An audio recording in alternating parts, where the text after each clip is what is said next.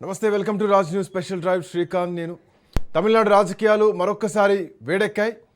ఒకప్పుడు అధికారంలో ఉన్న పార్టీ ఇప్పుడు ప్రతిపక్షంలో ఉంది. ఒకప్పుడు ఉప ముఖ్యమంత్రిగా పనిచేస్తున్న నాయకుడు ఇప్పుడు ప్రధాన ప్రతిపక్ష నాయకుడిగా ప్రభుత్వాన్ని క్వశ్చన్ చేస్తున్నారు. ఇలాంటి సమయంలో తెల్లవారుజామున ఇంటికే వెళ్ళి పోలీసులు ఉదయనిధి స్టాలిన్ను అదుపులోకి తీసుకోవడం తమిళ రాజకీయాల్లో ఒక్కసారిగా ఒక రాజకీయ తుఫాన్కు నాంది పలికిందనే చెప్పాలి. డిఎంకే యువనేత అసెంబ్లీ ప్రతిపక్ష నాయకుడు ఉదయనిధి స్టాలిన్ను చెన్నైలోని ఆయన నివాసం నుంచి పోలీసులు అదుపులోకి తీసుకోవడం డిఎంకే శ్రేణులంతా కూడా రోడ్లపైకి వచ్చి నిరసన వ్యక్తం చేస్తున్నారు. సో ఇప్పుడు ఇదే అంశం తమిళనాడు రాజకీయాల్ని ఒక్కసారిగా కుదిపేస్తోంది. కావేరీ జలాల వివాదానికి సంబంధించిన నిరసన కార్యక్రమంలో చేసిన వ్యాఖ్యలపైన కేసు నమోదు కావడంతో ఈ పరిణామం చోటు చేసుకుంది. అయితే ఇది కేవలం ఒక కేసు కథనా లేకపోతే 2026 ఎన్నికల తర్వాత తమిళనాడులో మొదలైనటువంటి డిఎంకే వర్సెస్ టీవీకే ప్రభుత్వ రాజకీయ యుద్ధంలో మరొక అధ్యాయం మొదలైందా?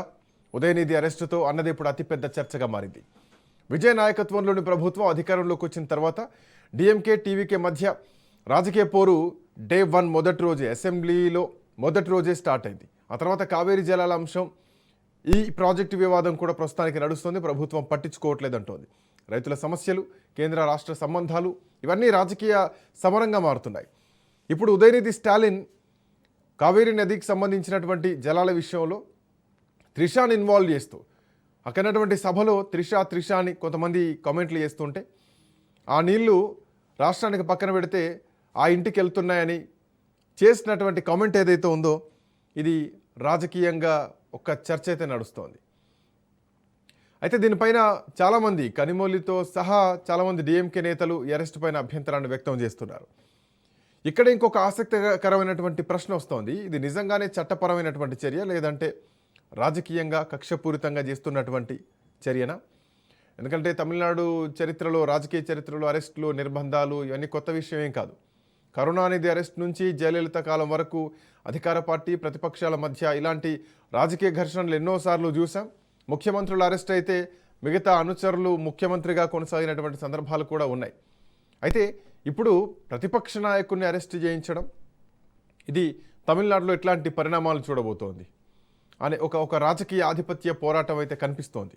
ఉదయనిధి స్టాలిన్ కూడా కడుగు ముందుకేసి రీల్స్ ప్రభుత్వం కాకుండా ఒక రియల్ ప్రభుత్వంలా నడవాలని చెప్పేసి మొదటి రోజే అసెంబ్లీ సాక్షిగా అని చేసినటువంటి కామెంట్స్ ప్రభుత్వాన్ని చిన్నచూపు చూస్తూ చేస్తారు. ప్రభుత్వం పైన చిన్నచూపు ఉంది. సో ఒక నటుడు రాజకీయ పార్టీ పెట్టి ముఖ్యమంత్రి కావడం కొంత అసూయగా ఉందన్నటువంటి చర్చ కూడా కొన్ని వర్గాల నుంచి వినిపిస్తోంది.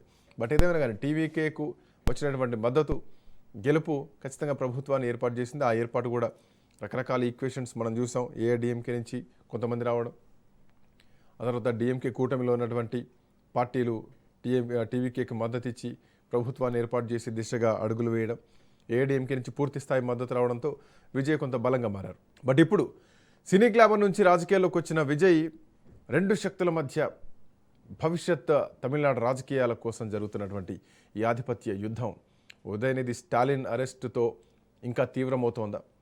ప్రభుత్వం చట్టాన్ని అమలు చేస్తోందా, లేదంటే ఒక రివెంజ్ పాలిటిక్స్ చేస్తోందా అన్నటువంటి చర్చ ఇప్పుడు నడుస్తోంది. డిఎంకే మాత్రం రివెంజ్ తీర్చుకుంటున్నారని మాట్లాడుతున్నారు.